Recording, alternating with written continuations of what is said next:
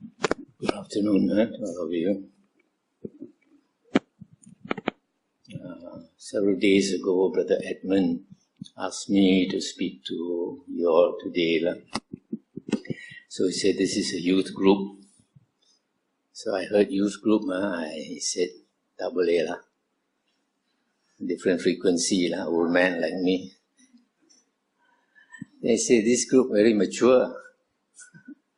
So I asked him what's the age group. He said something like 18 to 24. It's mature enough.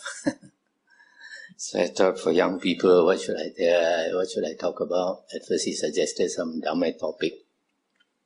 I thought that would be a bit dry.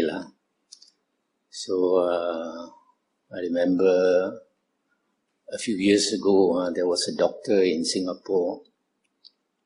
He was a plastic surgeon, I think, do this Botox and all that, beautifying women. At first he intended to be a specialist doctor, but then he thought, it's a faster way to make money by becoming this type of plastic surgeon. So he opened his clinic. It seems the first year he was already a millionaire. And later he got a few doctors under him, 6 doctors or something like that. But at the age of 40-something, he suddenly got cancer. And he was dying of cancer. And then he went to his old university, I think in US, and gave a talk to the students. He said how he was so ambitious before. All he wanted was to make a lot of money. And he had become so rich, he bought Ferrari, Porsche and all these things. But at the age of 40-something, he was dying. And then he regretted. He said, money is not all that important. So I thought that kind of talk benefits young people. Young people, you're about to embark on your life.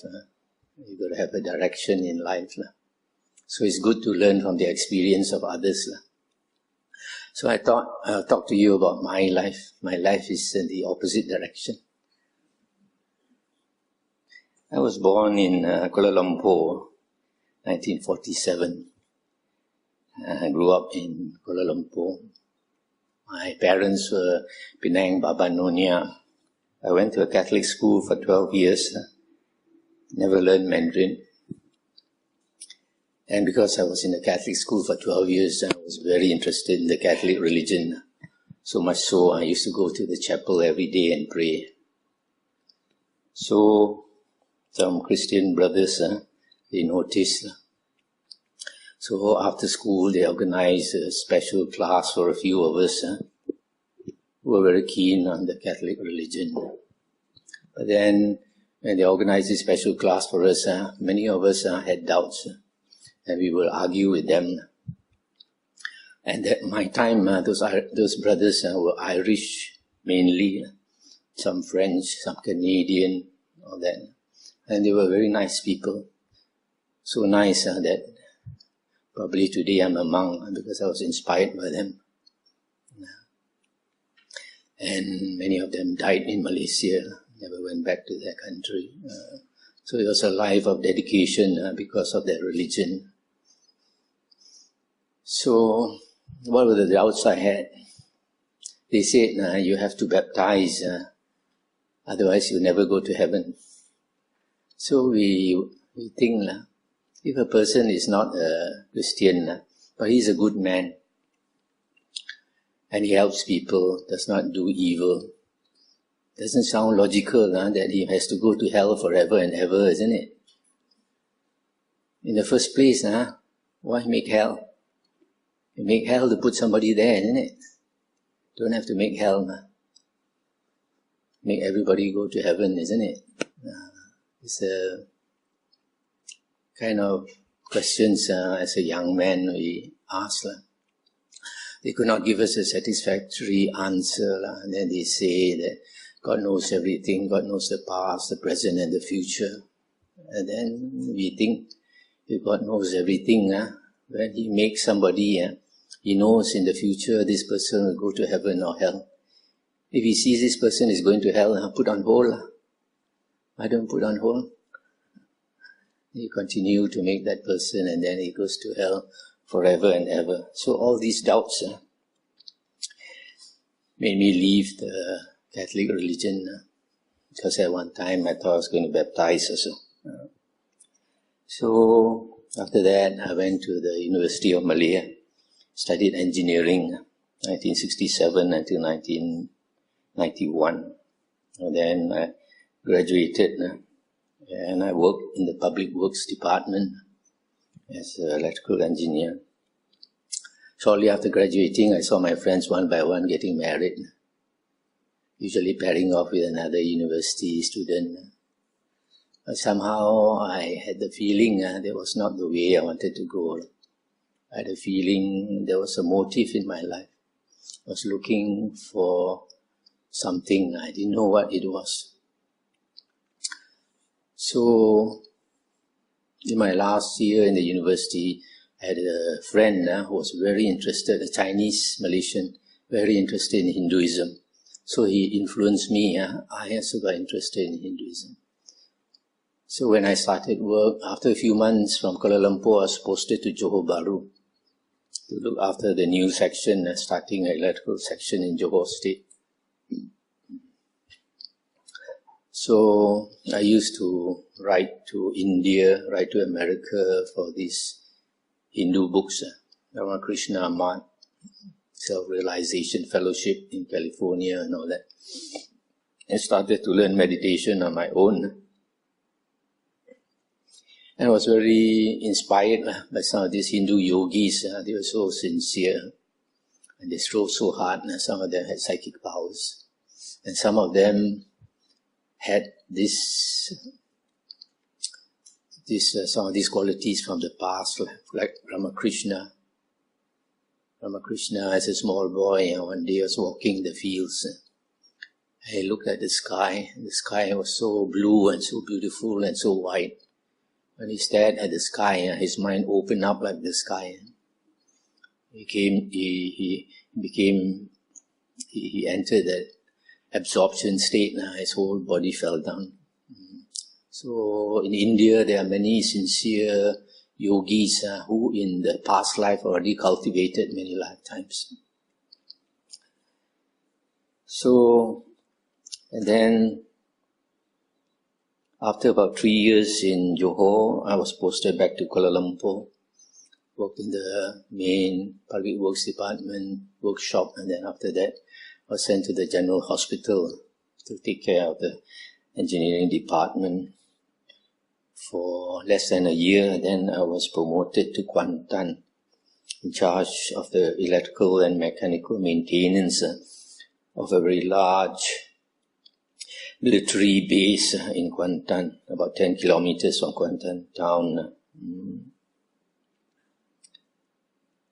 Then it was there that things started to happen for me, because being in charge of the electrical and mechanical installations in that military camp, those military people, they often wanted the help of the public works department, so they were very nice to me. By the way, that was a senior engineer's post, so I was promoted after 4 years of working to a super scale post. Many people work in the government service all their life, also never get promoted to a super scale post. But my karma was so good, after 4 years I got promoted. And that base was so big, it has a air force under a colonel, there's a brigade under a general, it has a recce unit, 3 units. Recce unit was under a colonel. And so they invited me to stay in the army officers' mess. I stayed with the army officers, they gave me a room. And I ate with the army officers, in the army style. Always there's a Batman standing beside. You eat already, you put your fork and spoon together, they come and take your plate away, and they serve you coffee and all this.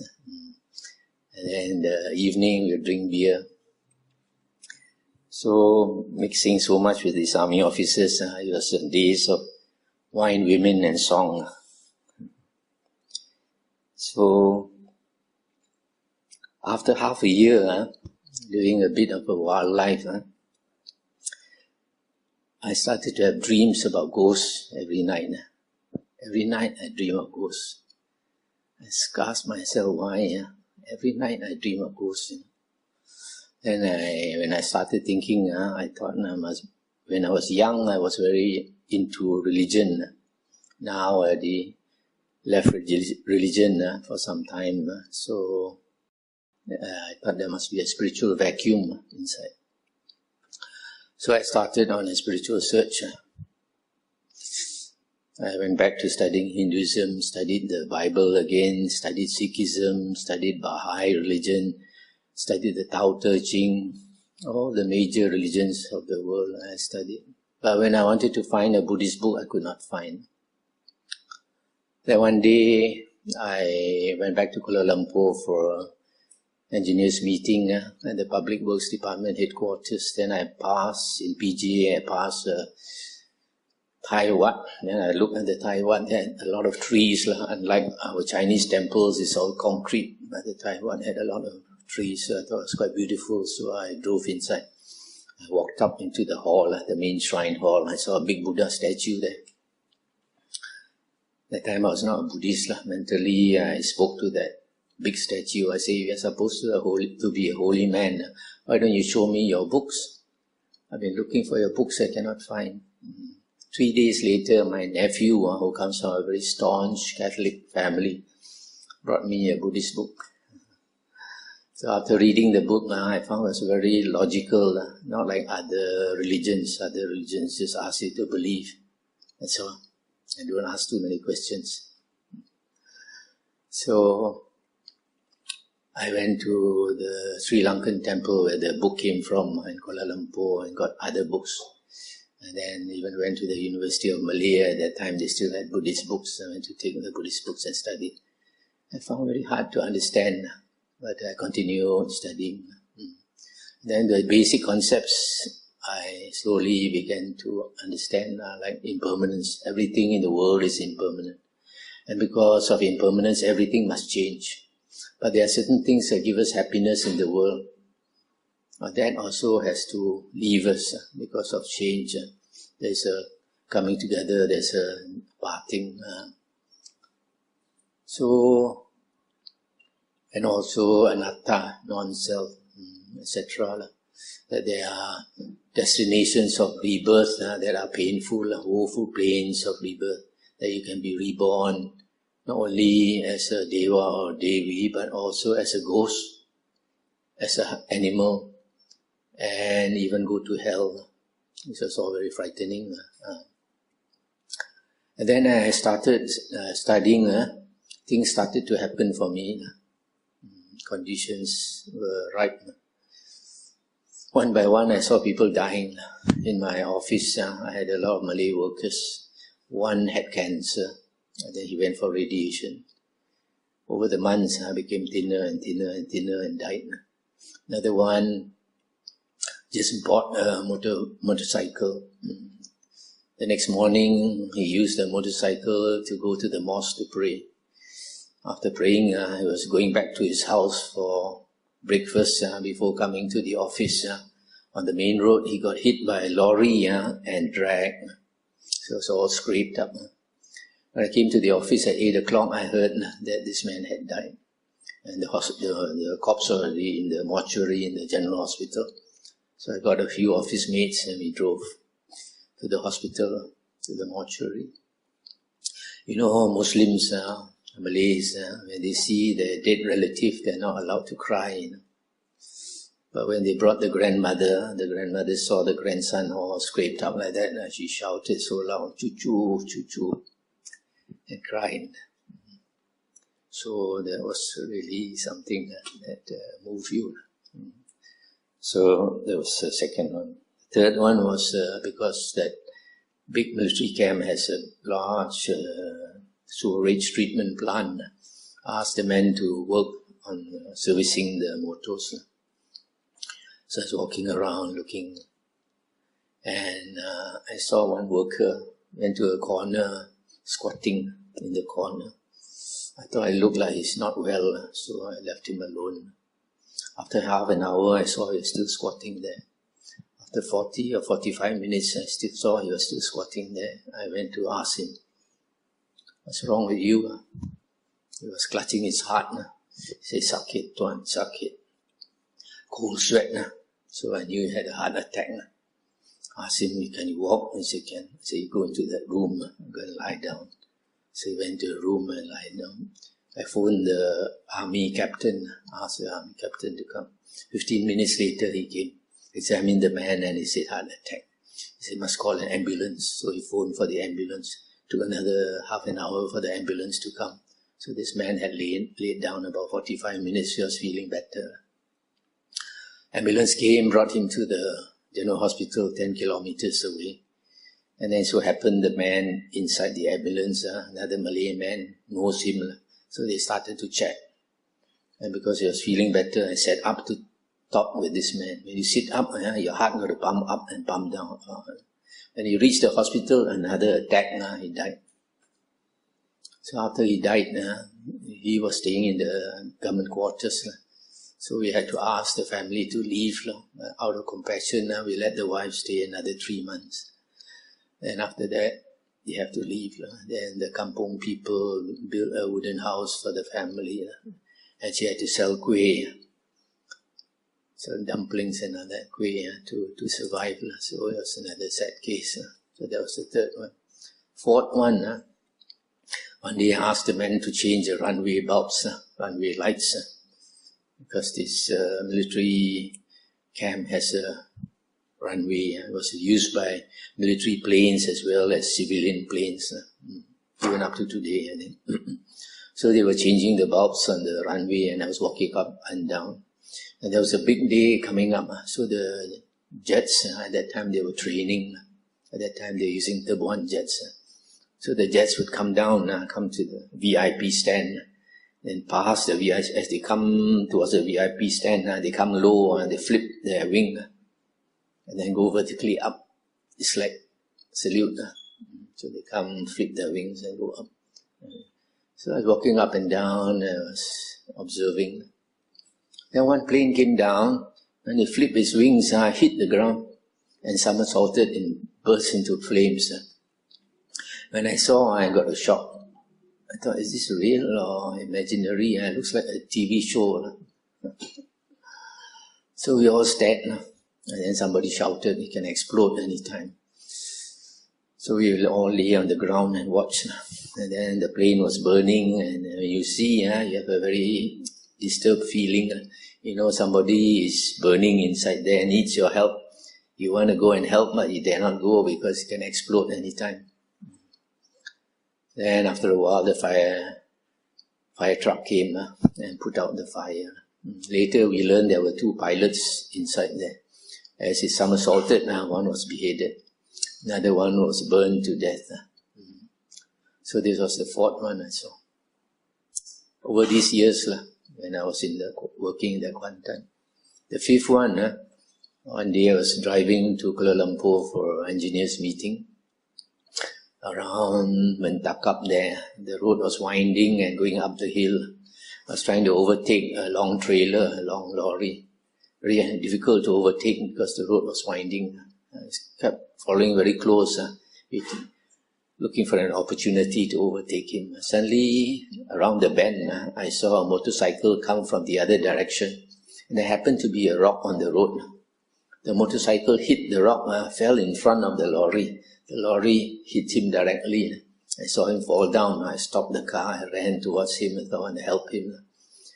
The concussion was so great. The helmet fell off. Not only that, knocked him so hard. The top of his head here opened up like a tin can.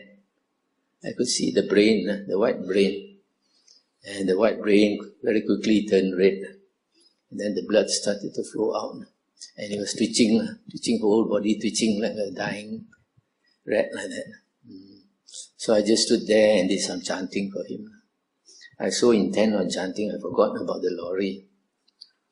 The lorry man came down and then walked towards me. Then when he saw, he got a shock. He said, not his fault and all that. I said, I understand. Then he went off and he drove off. Then only I realized I forgot to take his number. So he went off. Then I kept chanting, and at that time, East Coast, no, very few cars, no other car came. So until this fellow died, then I went off to make a police report at the next town. And the police didn't seem very excited. I think this must have happened maybe several times. They asked me to make a report. I made a report, and then I went off. They never asked me to see them again. So you see, these 5 deaths made me see the Buddha's teaching is so true. Life is so uncertain. You think you're old only, you can die. Not for sure. In the middle of the life, when you're enjoying life, suddenly you're called to go. So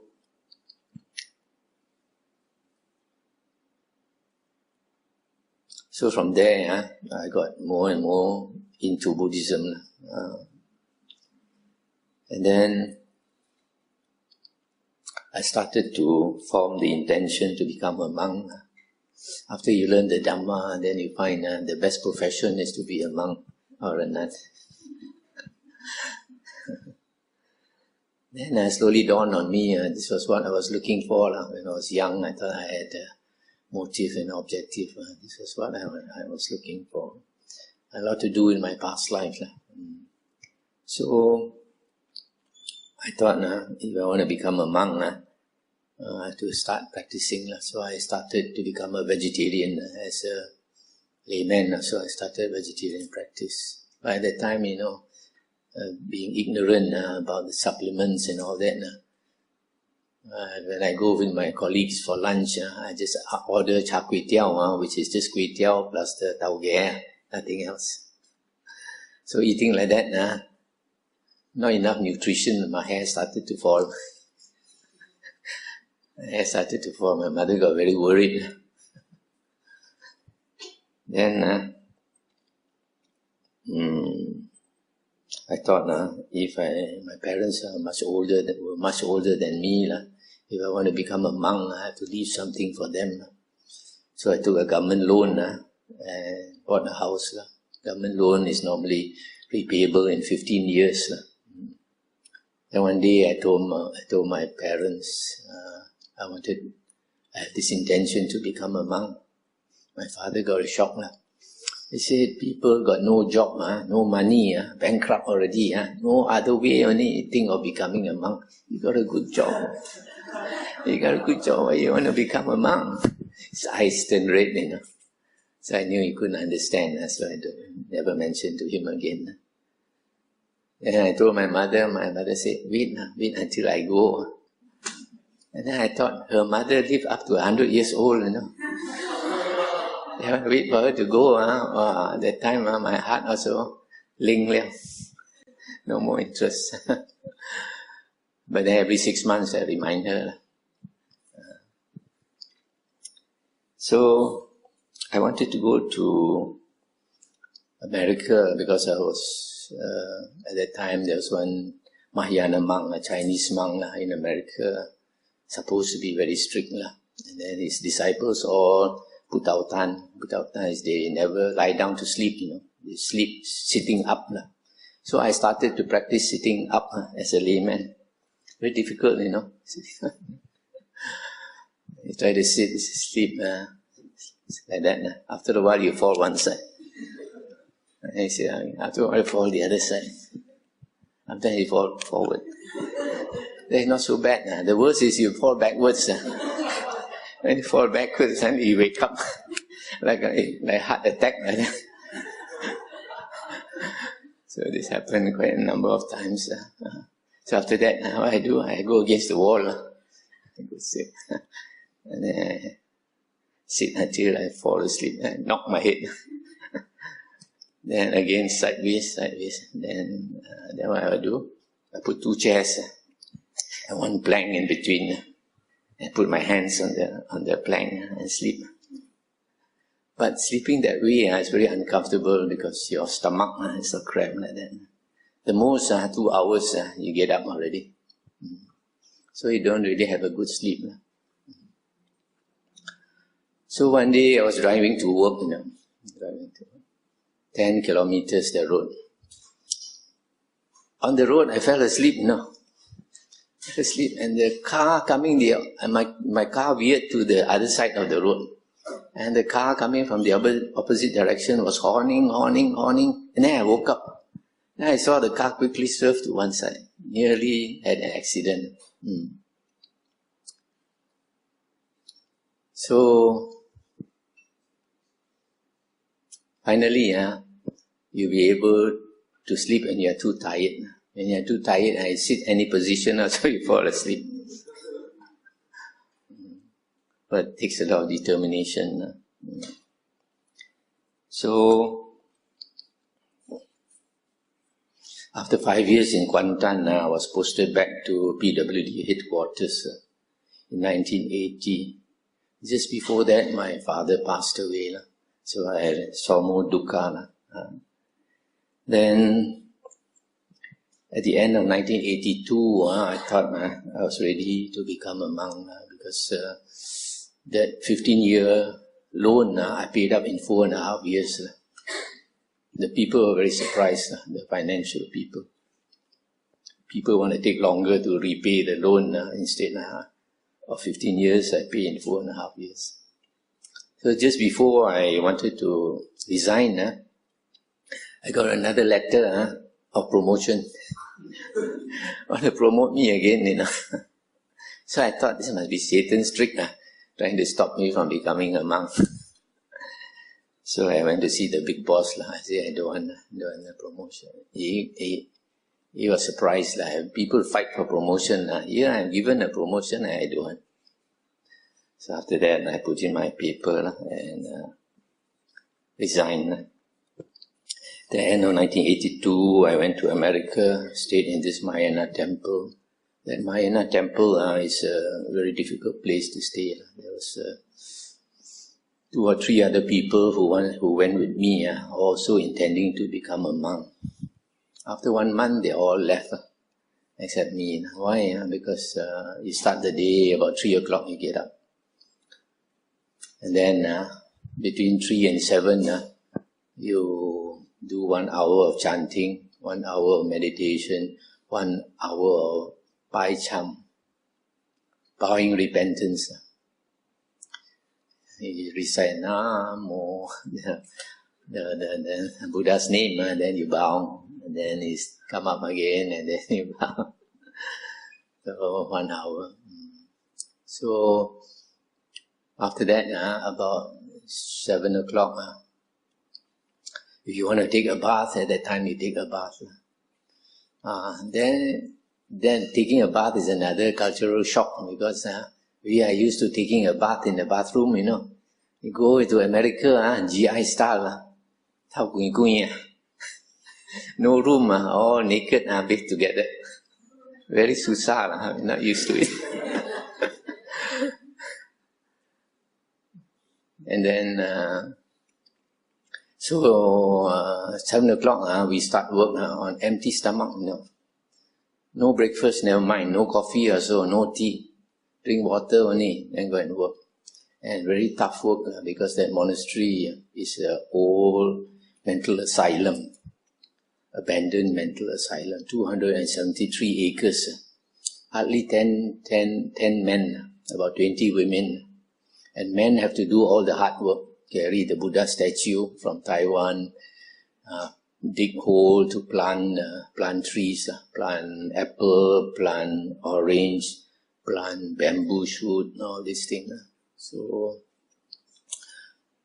a lot of hard work. Then by 10:30, I have to go and ring the bell and do chanting. Then at 11 o'clock we eat up to 12. After eating, you want to take a rest, cannot go and lie down, let's go and work again. Go and brush your teeth. By 1 o'clock, let's go and work again.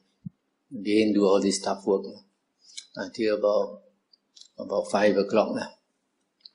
Then we come back and do chanting 1 hour again. Meditation a while, and then bowing repentance. And then about 8 o'clock, listen to Dhamma talk. listen to Dhamma talk, all the men who were going like that, half asleep. And then some of these Americans, they are very cholo, very, the words is very coarse, they're very blunt.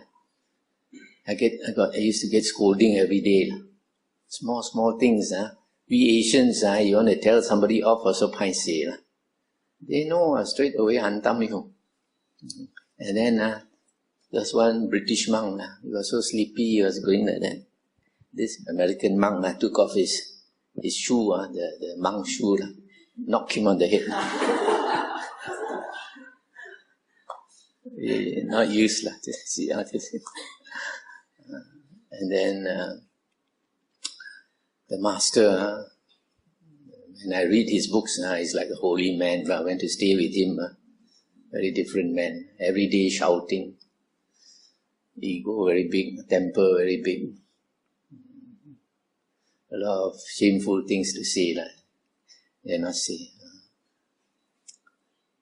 So, because of his attitude, he get senior monks to spy on the younger monks and all that. So it's very stressful. So stressful. One of the Vietnamese novice monks, there were 3 of us novice monks. The other 2 were Vietnamese. One of them committed suicide, hanged himself. All this you don't hear. You stay there, you know. So at the end of it, I got disappointed. I left. And then I came back to Malaysia. By the way, when I went there, I was 120 pounds. After 1 year, I was 96 pounds. Because we were eating one meal, and vegetarian meal. And that vegetarian meal also, because they don't go for alms round, they go to the supermarket. Those old vegetables that the supermarket doesn't want, they bring back. Old cheese, old butter, all this expired one, eat all that. So, end of 1985, I came back to Malaysia. Then I had a lot of doubts about Mahayana. I thought, how can my teacher, after becoming a monk for 30 over years, is this type of person? So I had doubts about Mahayana teaching. I wanted to go to Thailand, but I didn't know where to go. The only monks I knew were Mahayana monks. So I was not willing to go back to lay life. Some people in my position would have lost faith in Buddhism, gone back to lay life. But I wanted to continue as a monk. So I went to this Mahayana monk in Penang, whom I knew, in Hong Fu Si, and I went to see him. At that time, Kelok Sri Temple, they were having the higher ordination, end of 1985.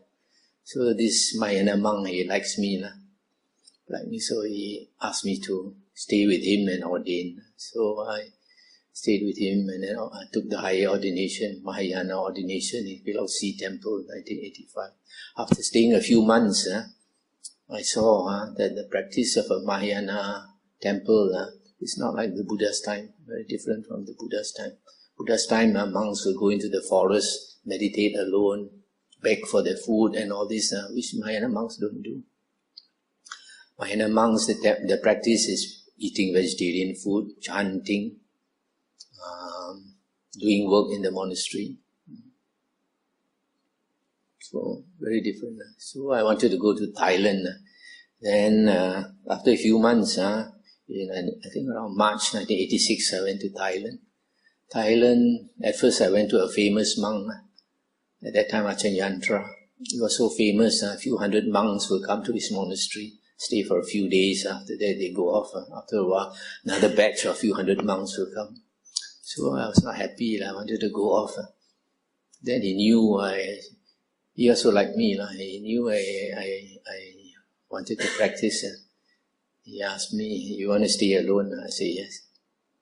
Actually, there's a new kuti at the edge of the monastery, at the forest there. So you can go and stay there. I went to stay there. That night, a tiger came. It was only wooden kuti, wooden kuti, and the tiger walked around growling because it was near his place of residence. I was thinking, wow, if we push the door will fall down. And then after that he left. So after that I went to look for a Teochew monk who stayed in Malaysia, Ipoh, 25 years in a cave monastery. I knew him before, so I went to look for him. And I stayed in his cave monastery. His cave monastery was quite special. It's a hill. You have to walk halfway up the hill, about 100 feet. And there's an opening. And then you walk down to the middle, at the bottom of the hill. There's a dark cave. The only light comes from the top. There's an opening. Only from 10 a.m. until 2 p.m. There's some light coming in. But I was told to be careful because it's a limestone cave. There's a lot of holes, There's a lot of holes. And because there's a lot of holes, there's a lot of pythons. So they told me they have seen pythons as big as your thigh. So I stayed there. And those Teochew monks, they take breakfast and they take lunch. But at that time, I had already been practicing 1 meal a day for 3 years, so I wanted to continue 1 meal a day. And then I was taking vegetarian food. But every day at 4 p.m., these Teochew monks will drink tea. And that tea is in small cups and very thick, Very thick. So when I joined them, I got gastric problem. Developed gastric problem. For years, up to now, only thing I have to control. If I take fruit juice, if I take chili, it'll come up again. Then one night, I was sleeping in the dark cave. There was a passageway. Passageway is not very big. So I was sleeping on the bed, wooden bed, something like this. And the walking space, only about 2-3 feet, like that. About 3 a.m., a python came back, And then you hear the sound of the python, he's a huge fellow. Why? Because it's dragged his body and stopped. Maybe I just eaten a goat or a dog. Drag the body and stop. Normally a snake will just go silently like that. This one was so heavy that he has to drag his body and stop. Drag the body and stop. I pretend I didn't see. These big snakes, you cannot use a torchlight. You use your torchlight, they come up. They're not afraid of you. So just kept quiet. Just went by the side. Went into some deep hole. So that's quite an interesting cave. So I stayed there for a few months. Then I went to Wat Pananachat. That's the place, Ajahn Chah's branch monastery, where most of the monks are Western monks. At that time, Ajahn Pasano was the abbot. So I spent the Vasa there. After spending the Vasa there, at the end, after the Vasa, I went back to the cave monastery. Then the old Teochew monk there, he organized for me to go Tudong. Tudong is Longpa, wandering, just walking anywhere and beg for your food and sleep in the forest or sleep in the cemetery. So from there, from Phetburi, we walked down to the border, Padang Besar, the Malaysian border. So then there was 1986, and because I want to say something about Wat Pananachat. When I went to Wat Pananachat and stayed with them, I found the lifestyle is in a forest monastery in Thailand. It's very different from Mahayana temples. Every morning about 5:30 or 6 a.m. It's already bright. We go on alms round. We walk 2 or 3 kilometers, beg for our food. And Thai people there, they are very respectful. If the monastery nearby keeps the Vinaya, keeps the precepts, then they are very respectful. Sometimes you are walking, the villager is going on his bicycle. If he comes from the opposite direction, he will get down from the bicycle. He will hold the bicycle, put down his head, wait for you to walk by. After you walk past, then only he goes up on his bicycle and goes again. If it's a woman, he will put the bicycle on the ground, squat on the floor, Anjali, put the hands together, wait for you to walk by. Then only she will go on the bicycle again. If they come from behind you, they dare not overtake you. They go very slowly. So they are very respectful because the monks keep the Vinaya. So there, after Pindapata, we come back, then do a bit of sweeping the footpaths, then 8 o'clock we eat. One meal only. But it's a solid meal because whatever we get, we eat. So it's not vegetarian food. So at least one good solid meal. And then a lot of the time, the daytime is left to the monk to do whatever you want. So our time is spent reciting, like what you did, the chanting. A lot of the Pali chants have to recite, memorize. And you can study, they have a very good library. You can study the discourses of the Buddha and all that, and other Buddhist books. And then evening we come together for some work. Like some trees, big trees fall down, we saw the tree, keep the wood to use as firewood. Because they want the firewood because they boil the water to wash their robes every 2 weeks, dye their robes. So it's a different lifestyle altogether from Mahayana monasteries. But you feel happy because it's something close to what the Buddha's time they were practicing.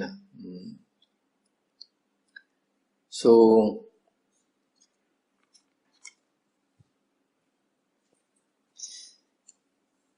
then in Thailand, when I wanted to go to Dom, this wandering, then you learn you have to give up vegetarianism. I was a vegetarian for about 10 years. Because I was in Mahayana Buddhism for 9 years, 6 years as a layman, and 3 years as a novice monk plus a monk. So when I went to Dong, becoming a wandering monk, I find I have to give up vegetarian because you know why? Some of the people are so poor. You go and bake the whole morning, you only get white rice and one hard-boiled egg. Where you can choose, you cannot choose. Sometimes you get white rice and one small fried fish. That's all. But you live that type of life because your intention is very pure, your precept is pure. You seldom fall sick one. You eat little also, you don't feel weak because you are inspired.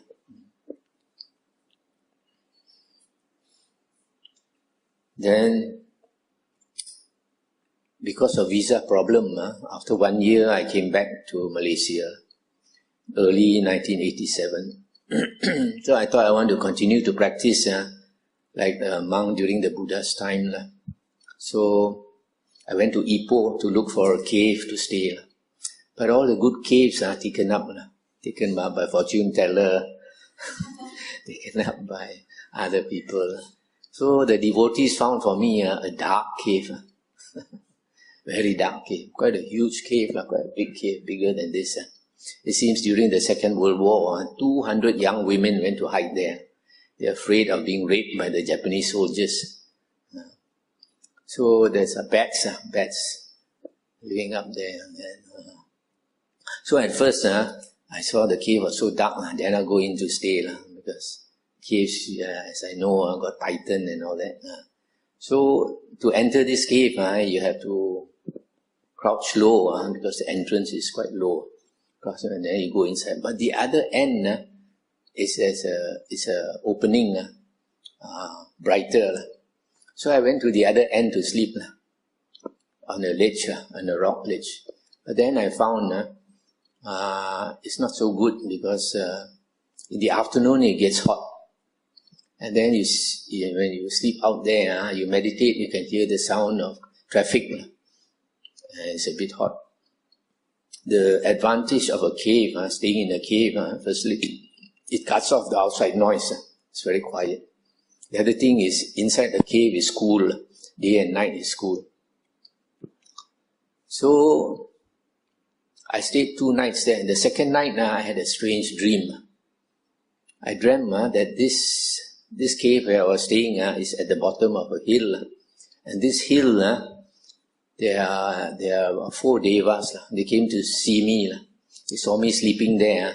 They came to see me.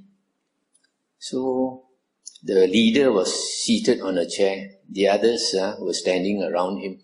When I looked at them, they looked quite awesome, like an Indian deva like that.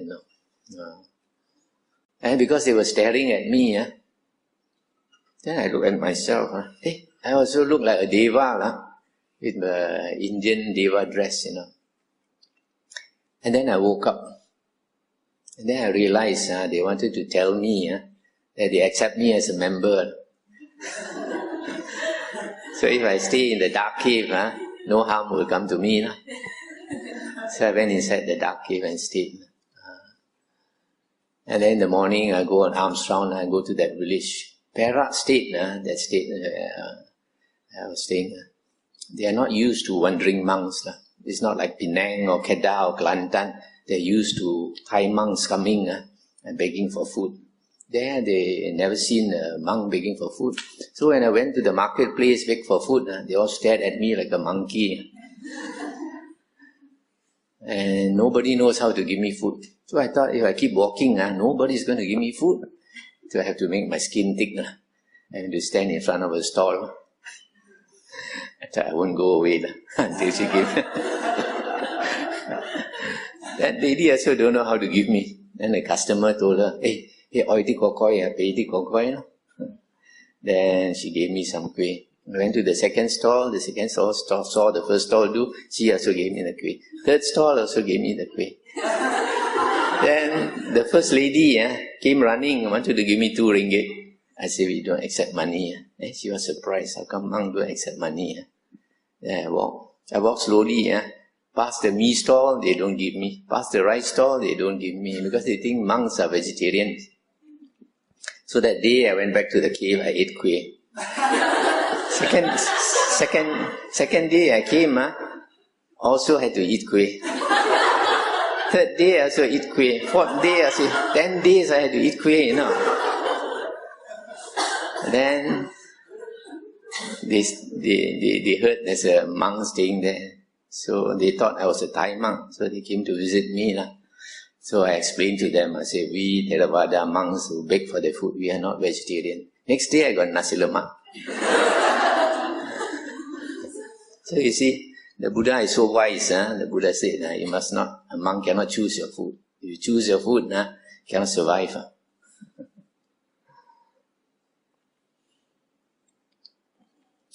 Then after 4 months in that cave, I went to Penang because there was a monk who heard that I was in that cave.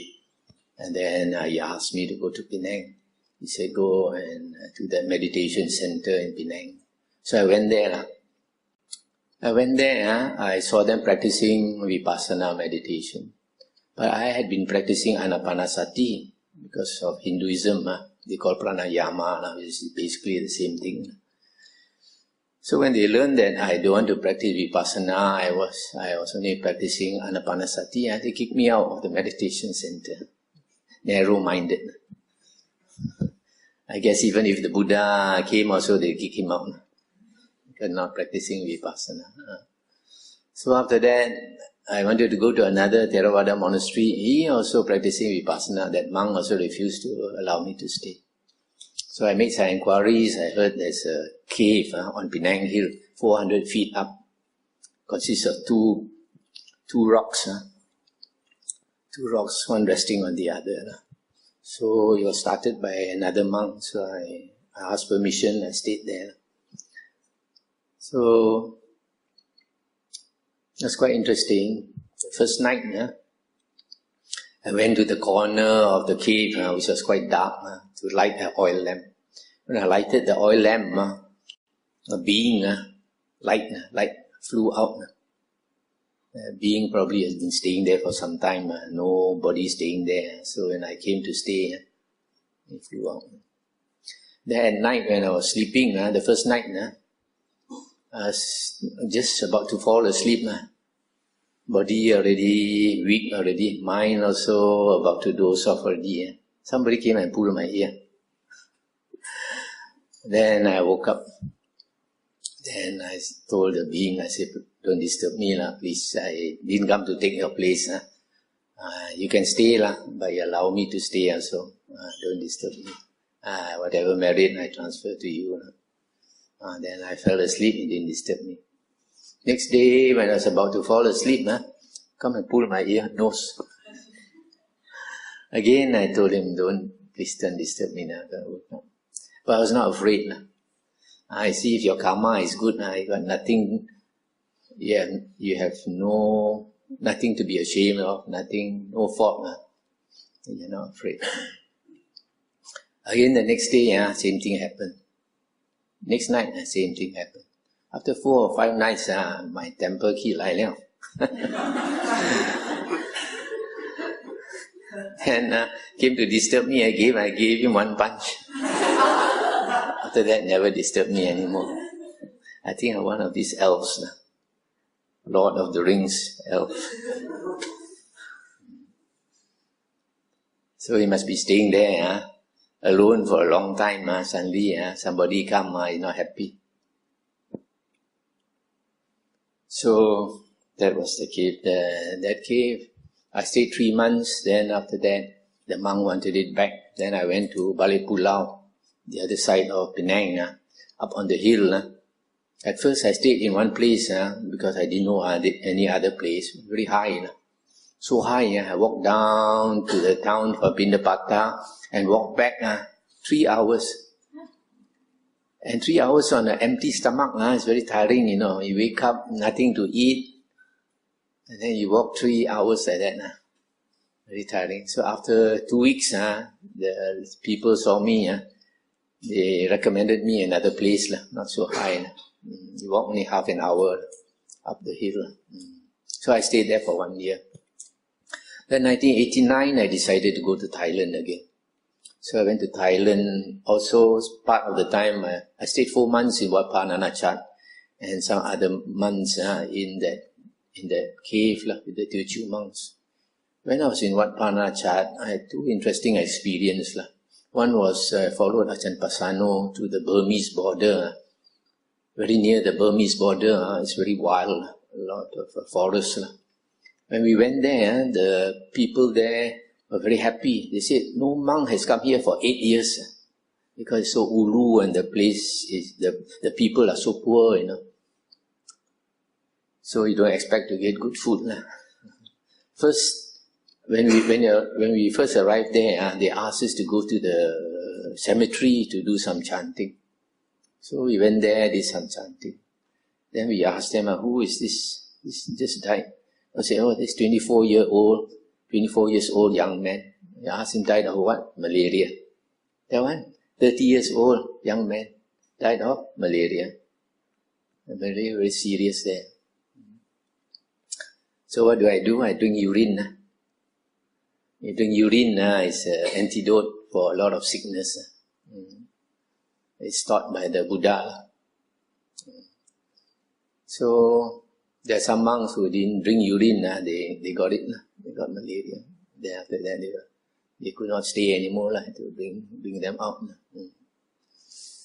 So then when I stayed there, we had to disperse. After we arrived there, we should go in different directions, go far away so that you can't hear the other friend, you can't call for the other friend. We wanted to experience staying alone.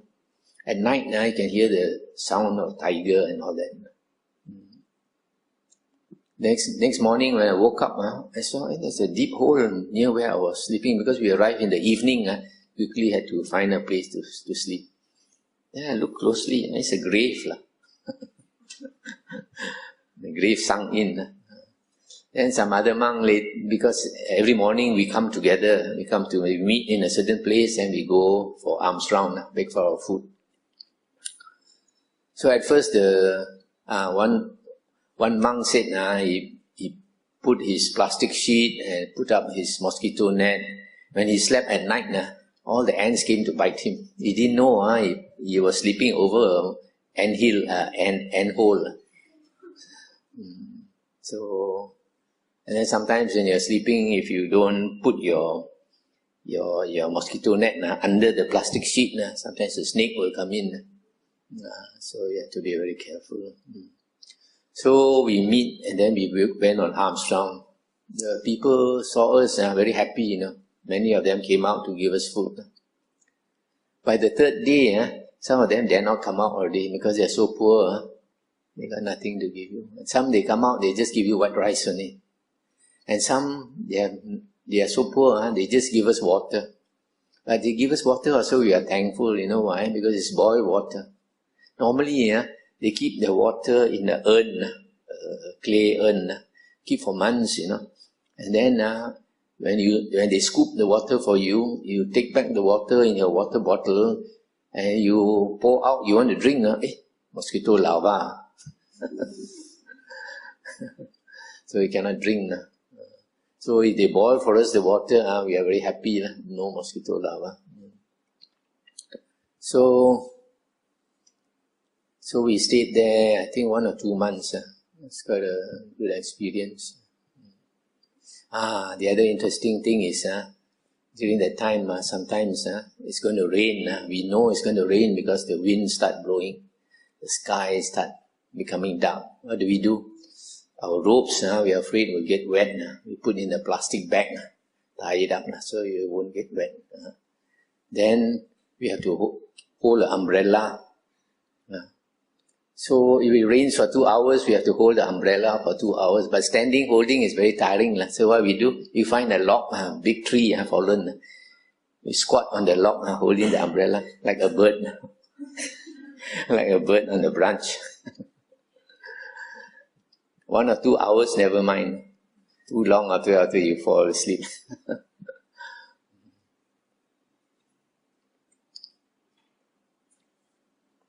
So there was another interesting thing in 1989. I went with another monk to a province called Mukdahan, near Laos border. Northeast Thailand, the people are very poor. Because in 1 year, about 4 months or so, no, not a drop of rain. So they quite difficult to find a livelihood. During that time, they will go in a van, go to the forest, look for food, look for bamboo shoots and all that and share. So we went to live on the hill that they built a few kutis for wandering monks to stay. So when we go on alms round, we come back, the people follow us because they are so poor, they want to take back the leftover food, So they open the plastic containing the food that is offered, and then they pour it out into a bowl, then offer it to us. You know what we get? After you see the bowl with toad floating there, frog, the rough skin type of frog, the toad floating like that. And sometimes I don't know whether it's a rat or a snake, one big eye there in the soup, with some broken flesh. And then a beetle, fried beetle, fried beetle. Fried beetle not too bad, tastes like kacang. But the frog, so long I dare not eat. I was Then I thought to myself one day, I come so far, this is a once in a lifetime experience. If I don't eat that frog, I regret it. So I closed my eyes and swallowed one frog. At that time, I really wanted to be a vegetarian, but You want to eat fruits also, no fruits. Very small banana and not enough also. So, sometimes they say, monks eat meat because they are greedy. You eat this type of meat, you see whether you are greedy or not. I stayed there 3 weeks. After that, I went back to the Teochew monks. They say I was so thin, they could hardly recognize me. Because eating one meal a day is suffering. Every day when it comes to lunchtime, it's a torture to eat.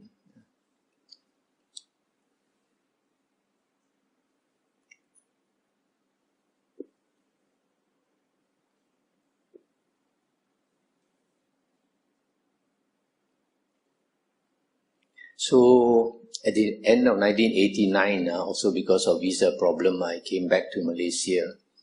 And then I heard that the cave on Penang Hill, somebody broke into that cave and burned the ropes, burned the chair. Then after that, that monk didn't want it anymore. He was afraid I become drug addicts will go and stay there. So he said any monk can go and stay. Then I went, so I quickly went to stay there. That place is 400 feet below the Itam market. So every day I walk down for arms round, get my food and walk up. Walking up and down every day 400 feet, I was very fit, and knocked my backside, all muscle. So used to walking 400 feet, no sweat. I had to walk very fast to get a bit of sweat. So I stayed there from end of 1989 until 1997. But in 1996, I went to Perth. I stayed in Ajahn Brahm's monastery for 4 months. I went to Perth because I have 3 sisters in Perth. One of them is already a nun in the Perth nunnery. The oldest nun is my sister. So after that, I started this present monastery in Temoh. It's called Vihara Buddha Gotama. If you look up the website, you type Vihara Buddha Gotama, you will find. So that our monastery started as a 15-acre monastery. Initially, there were no fence. So every day you see wild boar. It's near a forest reserve. Every day wild boar would come in. And then I heard the sound of the tiger 3 times. And then 2009, a black panther came into the monastery. A novice monk was going down to meditate at 4:30. He was shining the torch. Beside the road was this black panther crouch. When he shone into his eyes, the black panther ran away. The novice monk also ran away. And then not so long ago, 2015, a wild goat came into our monastery. And the dogs bit it there, went to save it. And then 2 of us carried the wild goat. It was so heavy. 2 of us also had difficulty carrying it. And but it died of shock, too frightened. So our monastery stresses on 2 things. One is sutta study, and of course keeping the precepts. And the other one is meditation. So we have quite a relaxed schedule. But because to me, the true Dhamma is very, very important. Nowadays, our Dhamma is very rojak. A lot of mixed Dhamma due to later books. So the Buddha said that his teachings in the Digha Nikaya, the Buddha said his teachings, his original teachings are perfect and complete. If you think you want to add to his words, you don't understand his Dhamma. If you want to subtract from his words also, you don't understand his Dhamma. So the later books written by later monks, they don't have right view. That's why they say a lot of things are different from what the Buddha taught. So from 1997 until 2015, I've been giving talks on the suttas. I've completed the 5 Nikayas in English, and for the Hokkien one, I spoke on 4 Nikayas. I brought the SD card if any of you interested to listen to these talks, which are most important. The Buddha calls his disciples monks and nuns and laymen and laywomen, savaka, senwen. You listen to his words, you are a Buddhist. If you don't listen to the Buddha's original teachings, you are not a Buddhist. There are some people, even monks, during the Buddha's time, like Devadatta, they only want to meditate. Devadatta is one of those monks who quite arrogant. He only wants psychic powers, so he's not interested in the Dhamma. So he meditated until he got psychic powers. But after he got psychic powers, his ego became so big. He wanted to take over the Buddha's place. And the Buddha scolded him.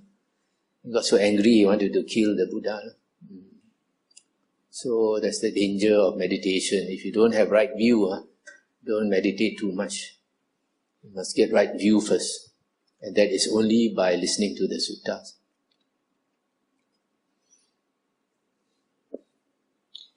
So, now that I've been a monk for, you can say, 35 years, 3 years in Mahayana and 32 years in Theravada,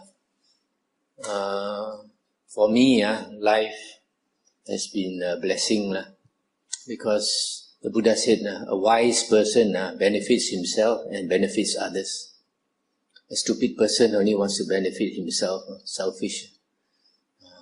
So the Buddha's definition of a wise person and a foolish person is different from the worldly definition. A wise person is one who practices his life according to Dhamma, and he will be either reborn only in human and heavenly realms, and he will never go to the woeful plains, the 3 woeful plains. So if you don't understand the Dhamma, then you do things that you should not do. And things that you should do, you don't do. Recently I went to Philippines. I was teaching Buddhism to these Christians, Catholics mostly. I asked them, what is the biggest sin? Christians always talk about sin. I asked them, what is the biggest sin? Somebody said, kill somebody. I said, no. They don't know how to answer. I told them the biggest sin is ignorance. Don't take the trouble to find out the truth. Each of us, we should ask ourselves, where did we come from? What made us? After we die, where are we going? A lot of people don't ask these questions when you are young. But when you are dying, then you ask these questions. A lot of people, they chase after worldly, material wealth, fame and all these things. Then suddenly when they are about to die, then they think, I wanted wealth, I got wealth. I wanted a spouse, I got a spouse. I wanted beautiful children, I got beautiful children. I wanted a big house, I got a big house. I wanted 1 or 2 cars, I got everything I got. Grandchildren also I got. Now I have to go. What's the meaning of all this?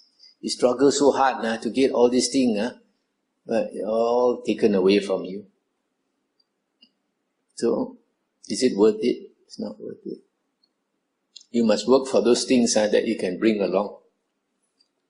Worldly wealth you cannot bring along with you, but spiritual wealth you can bring along. So, you must know what is valuable in life. A lot of people, like recently, who was that? Steve Jobs, is it? When he was dying also, he said he wanted money, he got so much money, but I said, what's the meaning? So for somebody like me, I'm a beggar, the Buddha said, a monk is called a bhikkhu. Bhikkhu, from the word big, big means beg. So the Buddha said, monks, you are called a beggar, the lowest calling in life. But you did not become a beggar because you were forced to become a beggar. You became a beggar because you chose to become a beggar. And for a good reason. So materially, as a monk or a nun, we are poor. But spiritually, we are not poor. So, the happiness we get is a different kind of happiness. It's an inner happiness, not dependent on outside things. If you depend on outside things, in the end you cannot bring along with you. Then it's all meaningless. But if you get the happiness within, you can bring with you. It's a lasting happiness. So, at this stage of your life, young people, you must consider carefully what you want to do with your life. Make it a meaningful life. A meaningful life is the one that not only benefits you, but benefits other people. And in the end, you will realize you lived a good life. Christians say you fought a good battle, a good fight.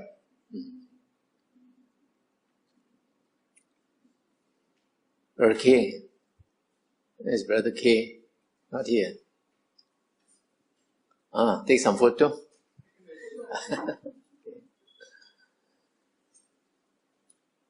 Any question?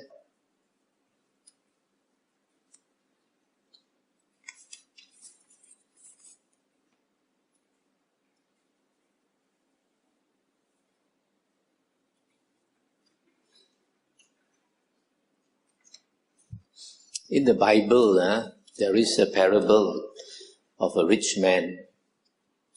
This rich man wanted to go on a long journey. So he gave wealth to 3 of his workers. He told them to use the wealth well. Then after some time, maybe after a few months or a year, he came back. And then he asked them how they used the money. One returned the money to him, said he saved it carefully. And what he received from his master, he gave back the same amount. The master was not happy with him. Another one, he enjoyed himself using the money. So he had little left to give the master. Master also not happy with him. Another one, he made a lot of money with the money that the master gave. And then he returned to the master. The master was happy with him. What was the meaning of this parable?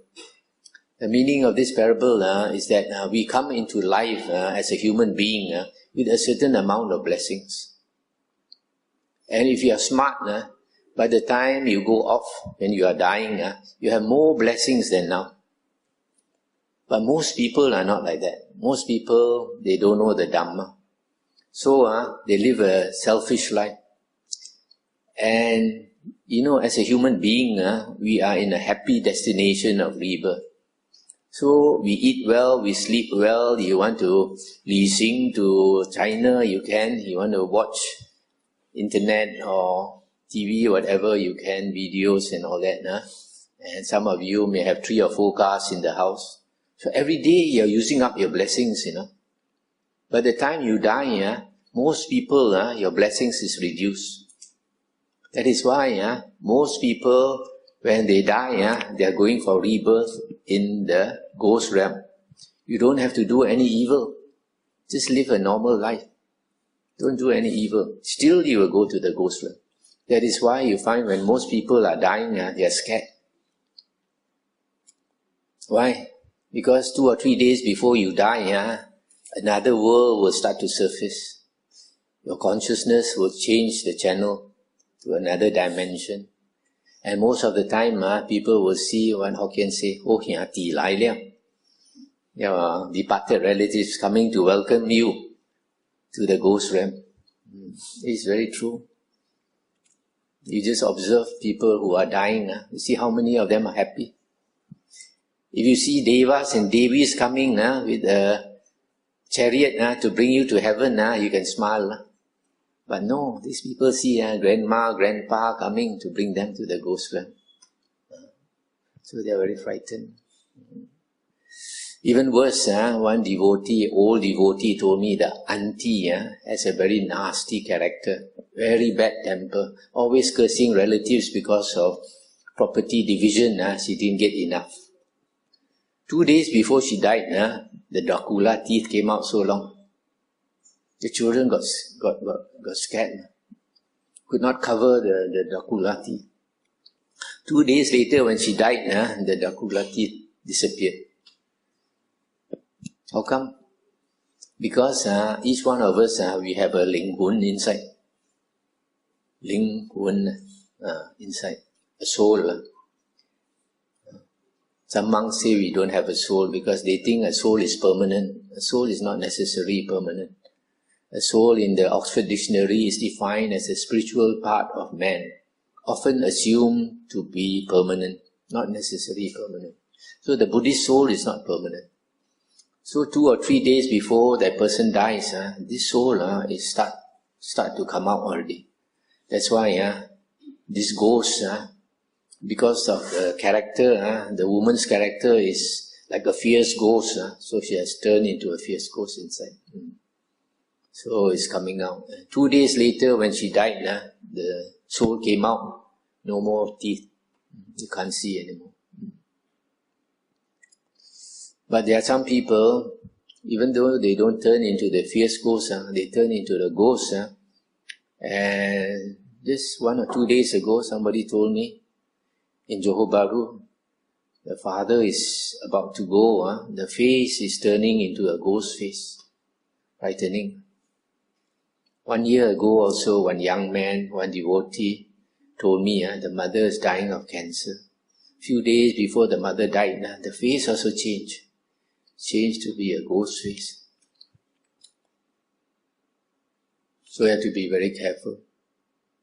You are not this flesh body, this flesh body is just a shell. We are the spirit inside. And one day, when your flesh body is too old, you'll have to leave it. So the Buddha said, a wise person is one who lives his life so that by the time he dies, he goes for a good rebirth. A stupid person will live his life very carelessly. By the time he dies, he will go for a bad rebirth. If he does evil, he'll be born either as an animal or in hell. But even if he does not do evil, he will most likely be reborn as a ghost.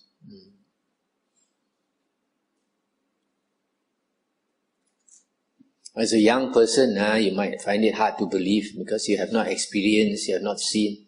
But as you grow older, you hear about other people's experience. Slowly, you will know.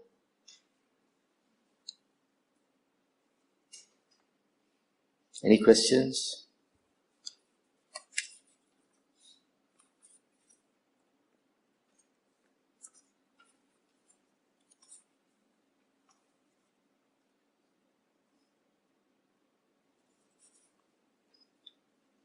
Yes.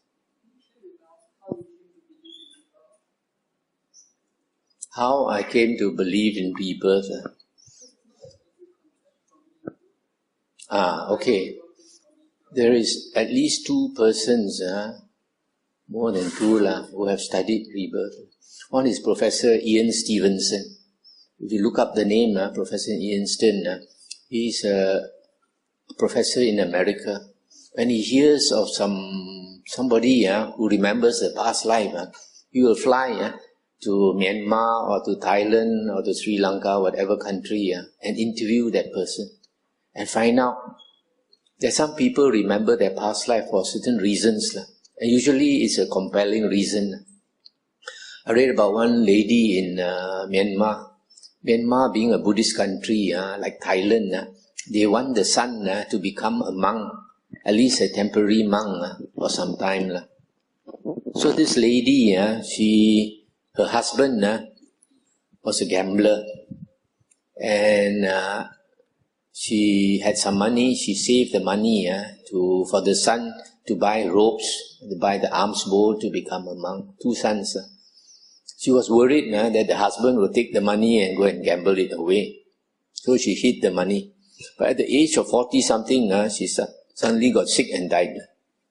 So after she passed away, she was reborn as a girl in another village. And when she started to be able to talk, she kept asking to go back to her home. And her new parents at first found it hard to believe, but she keeps saying, and she knows exactly where is the village, her former life. So they brought her back. When she went back to her whole house, she confronted the husband. She said, "Did you take the money for our son to become a monk?" The husband got a shock now. "Oh, this small girl talking to me like my wife." And slowly he understood. And he confessed. He took the money, went to gamble it away. So you see, because of this compelling reason, she does not want to forget.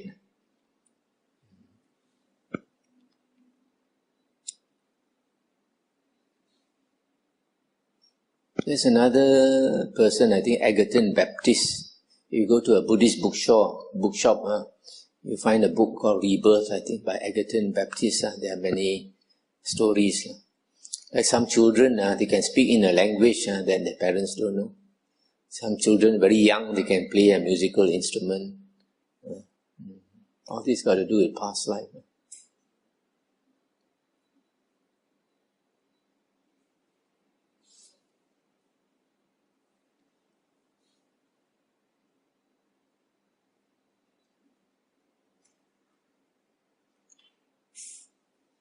Any more questions for Bhante?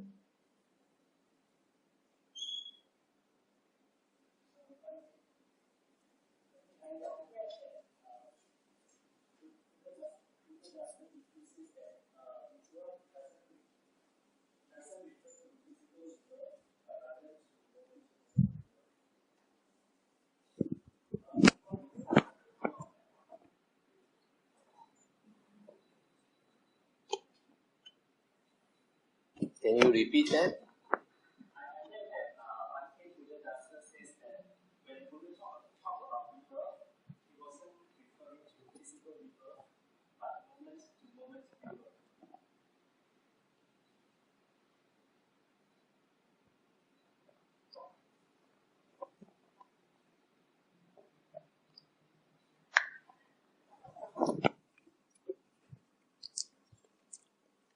So your question is, Sachan Buddhadasa, when he talks about rebirth, he's talking about moment-to-moment rebirth. There are 2 ways of looking at it. One is the body dying and taking rebirth, the being. Another way is to talk about consciousness. Consciousness, most people, we think that consciousness is an unending stream. We think that consciousness starts at birth and then it lasts the whole life until we die, and then the consciousness stops. But the Buddha said it's not like that. Consciousness arises due to conditions, due to sights, sounds, smells, taste, touch and thoughts. When an object impinges on your sense organ, then that consciousness arises. For example, seeing consciousness, hearing consciousness and all that. Okay?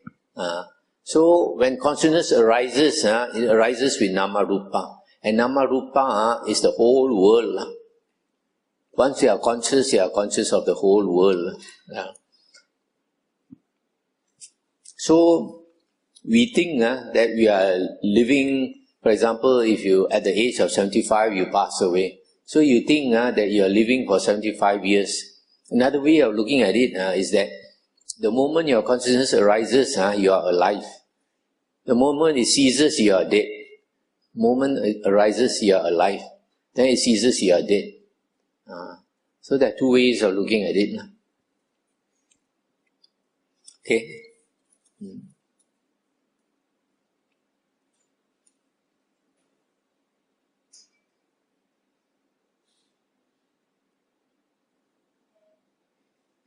Are there any more questions for Bhante on this one?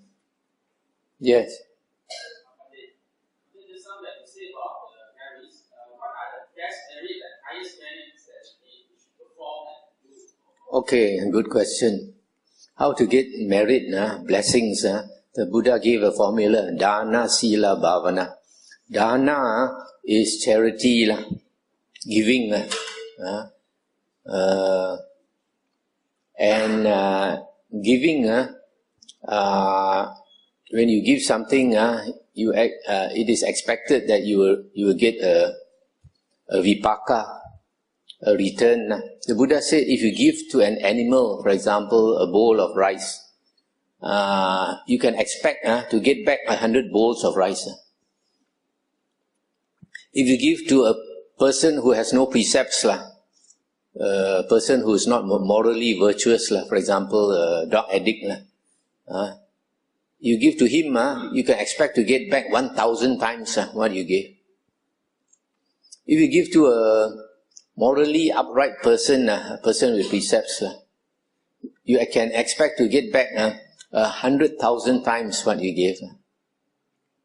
If you give to an external ascetic who has attained jhana, who has cut his sensual lust, even though he does not have right view, you can get back 100,000 times 100,000 fold. If you give to Arya, a noble person, is boundless, you get back boundless. So that is, but the highest material giving is giving of a monastery or a dwelling for the Sangha. Because when you give to the Sangha, a dwelling, then you perpetuate the Sangha. The Sangha will continue, monks and nuns. And when the Sangha continues, the Dhamma will also continue. Because the Sangha is the one that transmits the Dhamma. So that is the highest material giving. But higher than giving is Sila. Sila is upholding the precepts, not harming other living beings. And the important precepts is 7 precepts. These 7 precepts are found in the Aryan Eightfold Path, also called the Aryan Sila. Right speech, right action, and right livelihood. If you investigate these 3 factors, it is 7 precepts. 3 body precepts and 4 verbal precepts. But the highest still is Bhavana. Bhavana people often translate as meditation. It is not only meditation. Bhavana is the 6, 7 and 8 factor of the Aryan Eightfold Path. Right effort and right mindfulness and right concentration. Right effort and right mindfulness is to develop your character. Bhavana, the word means development. So it is development of your character, because if you practice these 2, right effort and right mindfulness, you will get rid of unwholesome states of mind. And you will develop wholesome states of mind. Unwholesome states of mind, like greed, anger, hatred, revenge, jealousy, small-heartedness, selfishness, arrogance, all these things will bring you to the woeful planes of rebirth, to the ghost realm, animal realm, and hell realm. Wholesome states of mind is like kindness, generosity, compassion, meekness, humility, generosity. All these will bring you up for a good rebirth. So if you practice right mindfulness and right effort, you develop your character. Your character is very important, because your character will determine your linghun, your soul. How your soul is shaped is according to your character. And character is so important. The Buddha said, if you want to be reborn in heaven, you have to siu sing now, cultivate yourself until you become a Deva or a Devi now. Don't wait until you go to heaven to become a Deva or a Devi. Now you have to become a Deva or a Devi inside. Then the moment you die, the Deva and the Devi inside will go to heaven. That is what siu sing is about. Siu sing is siu sing wei. So, Sing Wei is your character, your conduct, change your conduct. So, this is development of the character. And right concentration is development of the 4 jhanas. When you attain the jhanas, concentration, your mind is got rid of the 5 hindrances. The 5 hindrances make us blur, make us have no wisdom, lead us away from Nibbana, the Buddha said. Make us of blindness, you can't see properly. It's like an unfocused mind. But when you develop concentration, your mind becomes focused. Then you have wisdom.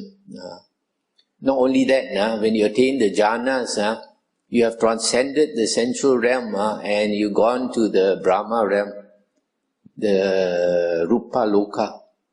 You have become like a higher Deva. So that is development of mind. Getting right concentration is development of mind. Both are important. Development of character and development of mind. That's the meaning of bhavana.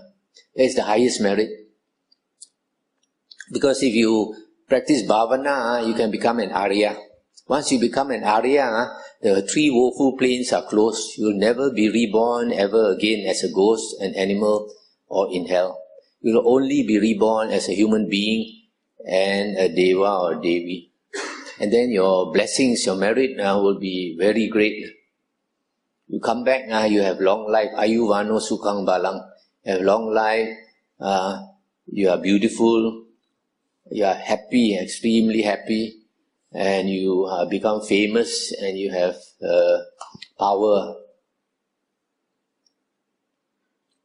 So the greatest blessing is bhavana.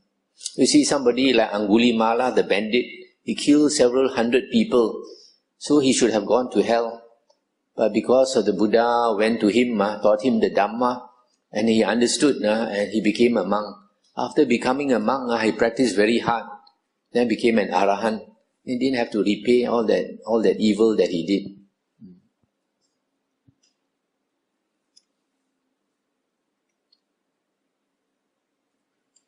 Bhante, hello.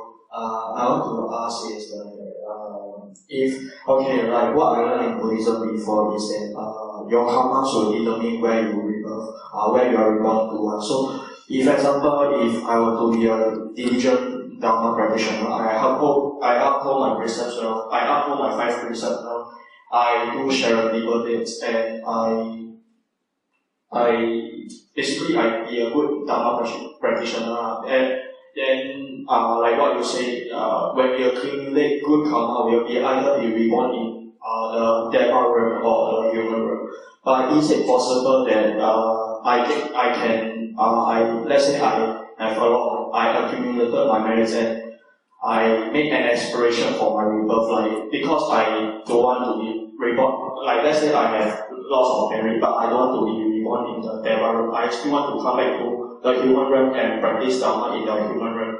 And also I would like to have let's say I do a lot of donations. So in Buddhism we have one teaching called 众合因得合果. So that means if I do a lot of donations, I will most likely be a rich person in my next life.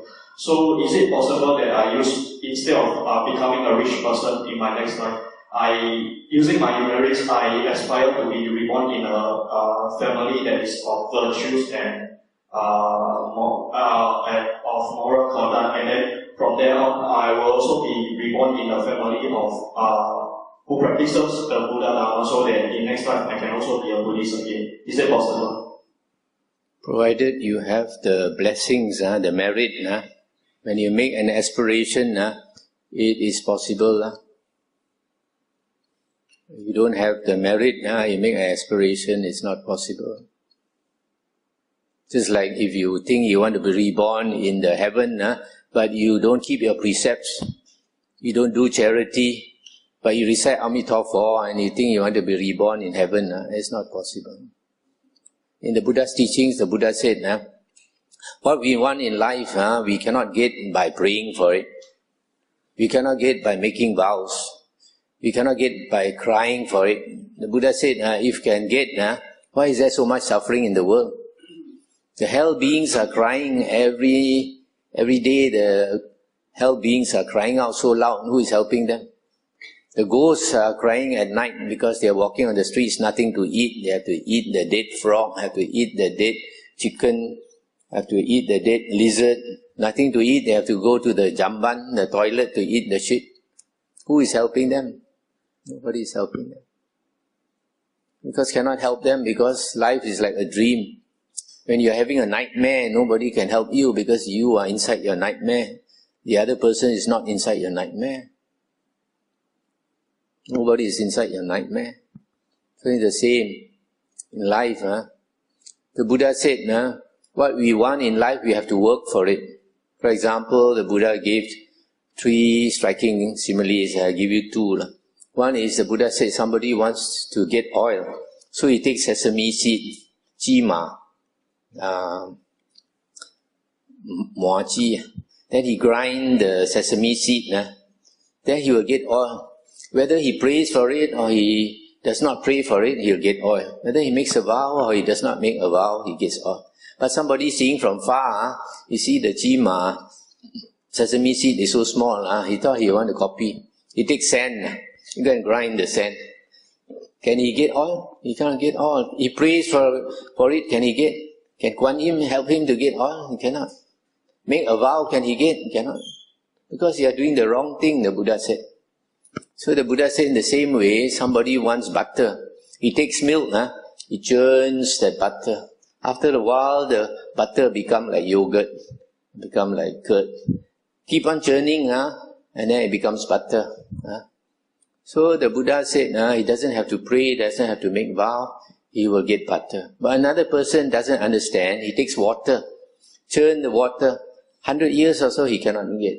He prays for it, also cannot get. Make vow, also cannot get. Why? Because he's not doing the right thing. So the Buddha said, you must understand how to get what you want and do the right thing. Suppose as a student in the university, you want to get all A's for your subject. You go and pray to Tua Pek Kong, can get or not? Pray to Dato Kong, can get or not? Pray to whatever Kong Kong, also you won't get. Because that's not the right way to get it.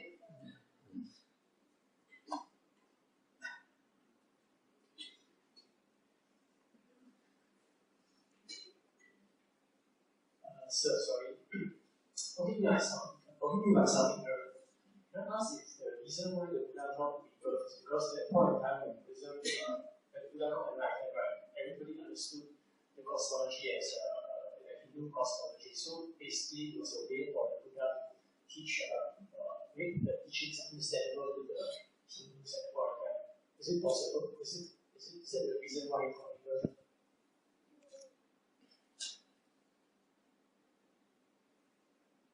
If you say it is understood by the Hindus, then you don't have to say, Everybody knows about rebirth.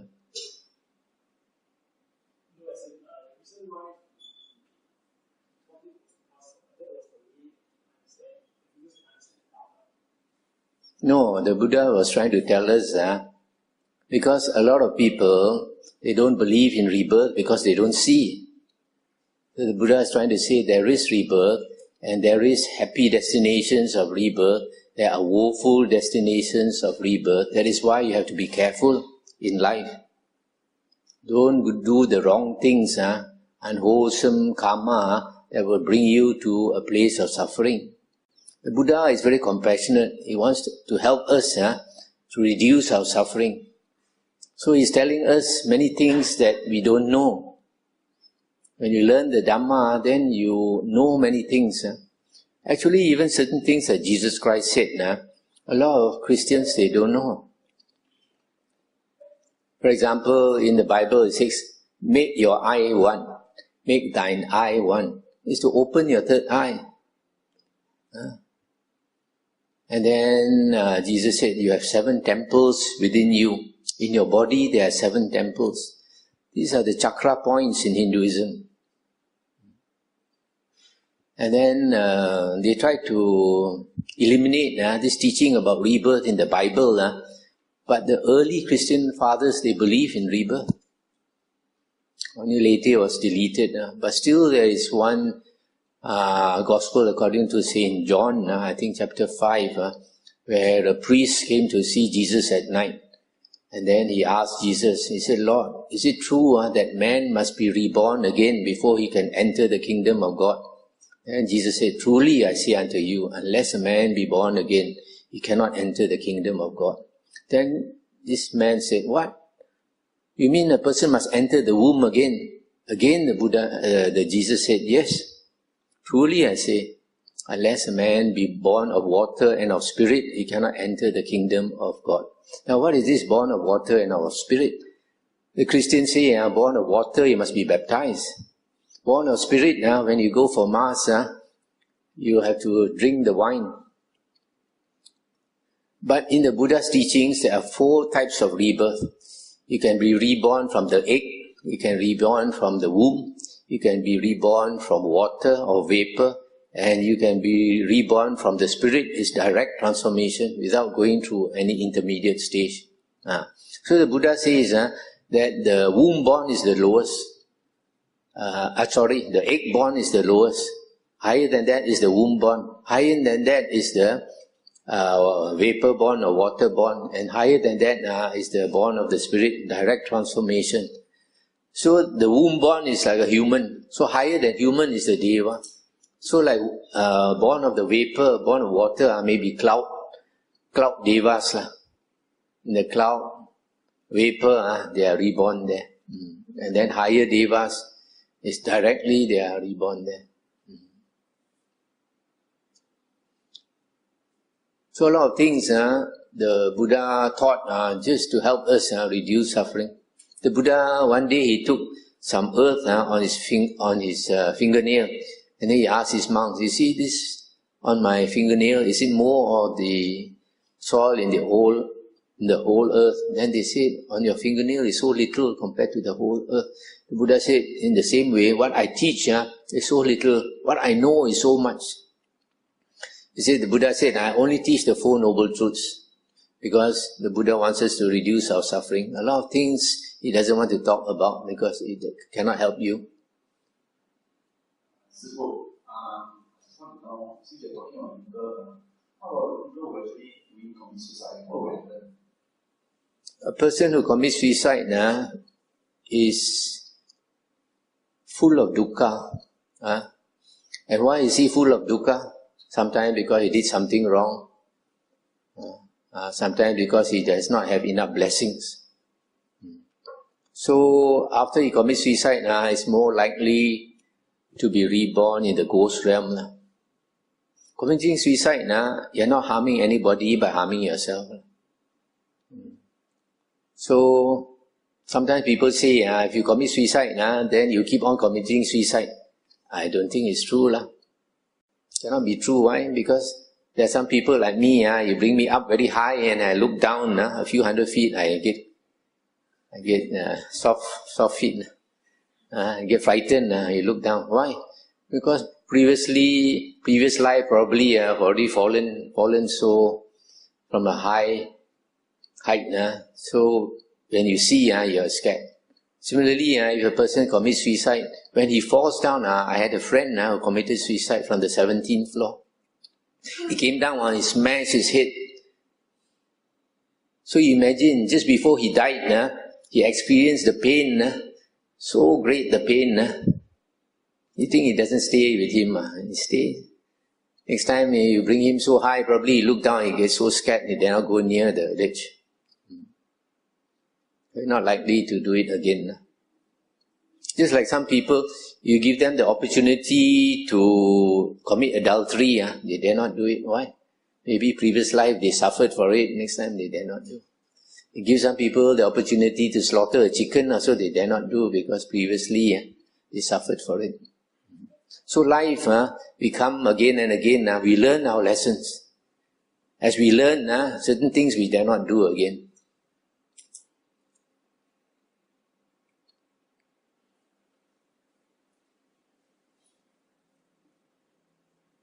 Okay, so we have come to the end of the talk. Thank you, Bhante, so much for the enlightening sharing. Can we pay 3 frustrations to Bhante, please?